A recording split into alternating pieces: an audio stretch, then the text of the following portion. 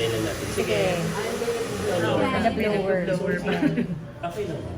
Sorry. Madali lang. Bilisan namin sa Correct. Okay, game. Sige.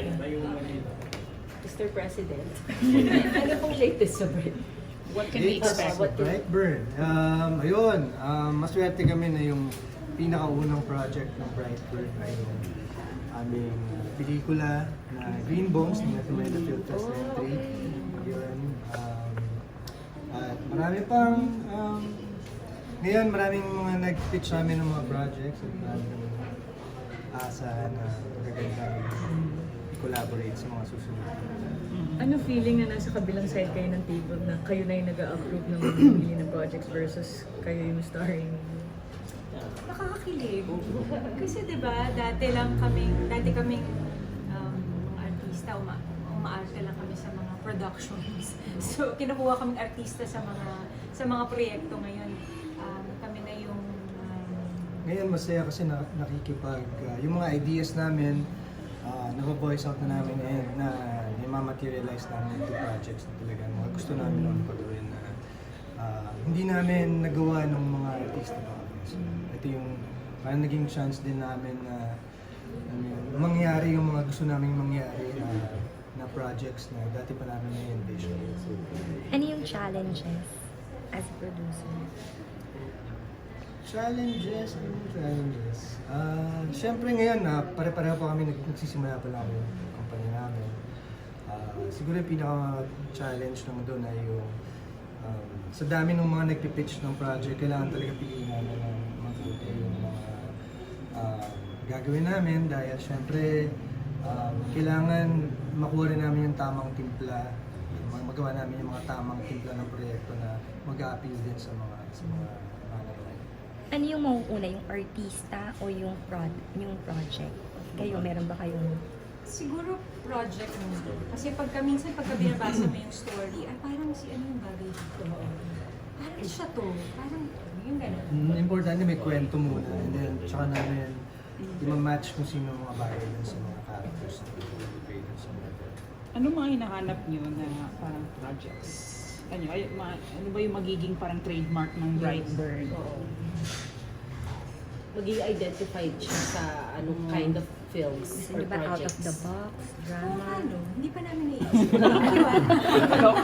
More on indie ba? More on mainstream? For sure mga out of the box. Siguro may mga indie and mainstream. Ayaw naman namin i-limit yung sarili namin sa mga indie dahil syempre business pa rin siya. Kailangan namin maging mainstream. Yeah. So, Kailangan commercially din siya appealing. Viable. Yeah, ito lang, bali dalawa kasi yan. Yung first phase, of course, would be the projects that they want to really do. So, kumbaga ito yung mga dream project nila, yung mga siguro hindi na i-pitch sa amin at any point. Then second is yung projects talaga na literally producer hat lang sila. Like, hindi sila kailangan bida. Hindi sila arte. So, yun yung parang first in line. gusto rin namin yun. Wala kami dun sa Oo. project. Siguro may mga cameo lang kami. Mas Pero involved. marami namang mga ibang magagaling din mga artista na pag So, pinupush namin mag-direct to si Dennis. Malapit na. Ay, gusto mo ba, Dennis? noon pa, pero ayaw lang madali. And then, syempre, marami pang kailangan matutunan. Excited ka. Hanggang ngayon, patuloy pa rin nag-aaral. Si Jeneline ba yung unang i-direct mo? Music video. Baka- O baka yung single ko. Sa Baka Star siya. Music. Hindi natin masasabi kung mapapapayan ko siya. Hindi naman namin. Abangan natin. Ang ganda ng trailer pa lang ha, yung Green Bones ha. Curious ako, ano yun, saan galing yung story or paano siya in-approach? Did you offer Brightburn to co-produce it or sila ang lumapit sa Nauna yung project. Nauna yung project. And then, sobrang naniwala ako dun sa project na gusto namin na maging partners na sa pagbuo ng pelikula. Ano yung ibig sabihin ng partnership? May capital infusion kayo? Oh. Or... Yes, character. okay. nilapit nila sa'yo?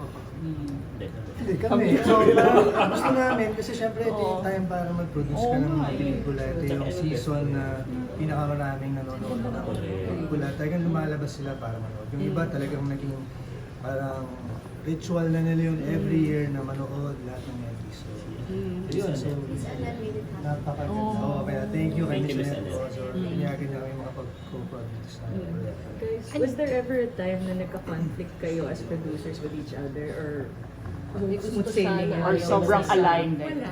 Sa ngayon wala pa. Kasi bago pa lang. expect yun. Oo, pero alam mo yun, hindi imposible na mangyari yun dahil syempre magkakaiba kami ng taste. Pero ang importante, nagkakasundo kami sa isang bagay.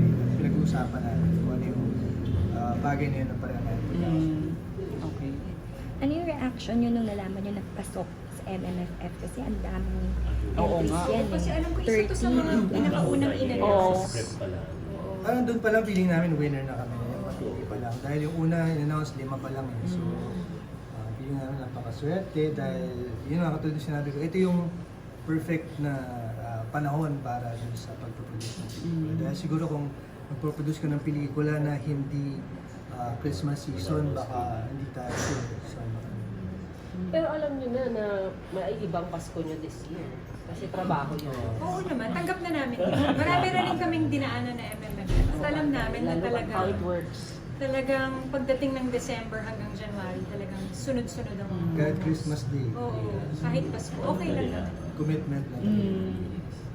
Ano ba yung story ng Brightburn? Yung pangalan. Coin na name. Saan galing? Pinagbotohan namin yung pangalan. Pero syempre nag-suggest kami na May maraming mga options, pero yun yung napili namin. Feeling namin kasi yun yung aakma talaga dun sa passion namin. So, yung bright, syempre, yun yung ideas namin, and yung burn naman ng word ay yung parang execution ng lahat ng yun. Burning passion. Burning passion. Tsaka yun ang 2 cents. Oo eh. Meaning wala pang ano? Tama naman. Siyempre pag liwas si Yung mapipili. Correct. Tama yan. Tama na. Uy, tama yun. Tama yun. Ay, hindi pa. Nasa pitching na. Okay. Nasa pitching stage kami ng next project after Green Bull. So, Jen, when can we see you again? Back in acting? malapit na. Totoo ba, January? Next year na. Kayo daw dalawa? Totoo kayo? Totoo ba? Hindi pa natin. Ay, di ba ba? Abangan, oo. Ay, bawal ba yun? Ay, di ba ito? Totoo naman na meron silang dalawa. Yung pelikula nila. Tinatanong kita. May pelikula sila. Totoo din naman yun. Tapos may pelikula rin kami na Oo. gagawin. Everything about it. Sa February na to, Everything About My Wife. Hindi kasi may artista nagsabi kasi part daw siya ng project. Sorry akong ano. Hindi na lang ako madali. Hindi ko naman. At saka ano rin. May ikat na lang. Wait, so Sorry. how did you react ng time that they were speculating kung mag-transfer ka na? Even though... Alam naman namin na wala naman talagang pag-transfer na magaganap. Kumbaga, yung negotiation, medyo matagal lang siya talaga. Yun yung inaayos namin. Kaya hindi rin naman namin pwedeng i-explain sa mga tao na, hey guys, di ba? Hindi pwedeng ganon. So, kailangan, Style naman namin dyan is as long as GMA wants you, Jen will always be there. Yeah. At saka baby ka ng GMA. Oo, homegrown talaga. Tsaka kami naman endorse ito. Pero bawal pa rin sabihin. Bawal pa rin yun. Bawal pa rin. Yung teleserye. Iba Teleserye. ang project. Oo, abangan natin. Siguro. So, sa next year. So, 2025 will be a Ay, parang tapos good year. may lalabas kami, ako na album under Star Music. exciting din yun. Oh, okay. Kailan to, Jen? Ano na? First quarter din next First quarter. quarter. Hopefully mag-single drop na siya. Kala ko may lalabas na baby. Pero may plan pa na, may plan. Pero ano, now that the year is ending ba, what are you parang most grateful for? Assessment Oo. of that year 2024. Are you most grateful? Ganyan, ano na. Grateful kami dahil ang daming blessing like yung trabaho, diba? Ito, hindi nagpapahinga. Talagang parang one project, meron na naman ulit. Araw-araw sila. So, happy kami sa mga blessings. At Grateful din dahil dito sa Brightburn dahil na-establish namin yung kumpanya ng taon na to. Ano pa ba? Sa pamilya, healthy lahat. healthy lahat. So, Smooth sailing relationship. Going strong. You guys Your don't goals age. naman ng You don't age. Yung My goals, God. also tapos na yung assessment of 2024. Goals naman for 2025. 2020. Ayun, sana makapag-produce ng magagandang projects na ma-appreciate ng maraming tao. Hindi lang dito, sana pati international. May ibang business pa kayo ina-eye besides producing and ito? Meron pa? Kayo naman as... Siya, marami. Si Jen may mga Jen. Kasi wala invited. Invite ko rin kayo ulit. Yung ano naman, personal plans like travel or ano, Yeah, bago mag-aral. mag-end yung taon, magkakaroon kami ng parang ano lang, maiksing quality time lang. Meron kasi ang work sa Japan. Susunod siya doon. May time kami. Susunod pala sila. Habang malis siya. Habang malamig. Correct. Kayo. Anyways, congratulations and kay Dennis kasi grabe yung pulang araw. Nakakagalit talaga ang iyong Sorry. Pagkain hugot, no? Diba? Parang wala nang araw na lumipas na hindi siya nagpapahirap ng mga tao, pati bata. Happy na ako. Ano to? Di ba, malapit na. Ilang huling linggo na lang. At syempre, salamat sa lahat ng mga sumuporta. At sa lahat ng mga sumusuporta ng shows ng GMA sa Thank you. Oo nga eh. Thank you. Thank you, Kung hindi congratulations. sila naman na kayo, picture natin sila.